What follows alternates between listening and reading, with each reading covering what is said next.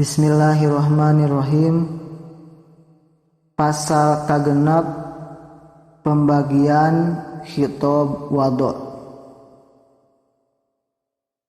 Ari khitab wadhu eta aya 5 sabab syarat sah pasid mani kalima. Ngaran sabab lantaran kana hukumna, weureu sabab kana haram arakna. Ari syarat nu ngasahkeun laku hukum, cara wajib puasa syaratna Islam.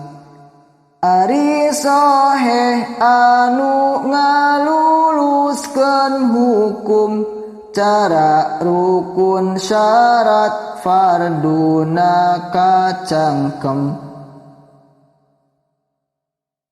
Ari fasid anu henteu ngaluluskeun, kana hukum cara hadas ngabatalkeun. Kana salat atawana barang tuang, eta batal puasa pedah dilarang. Ari mani nu ngahalangan kana sah, cara hedni pas salat jadi henteu sah.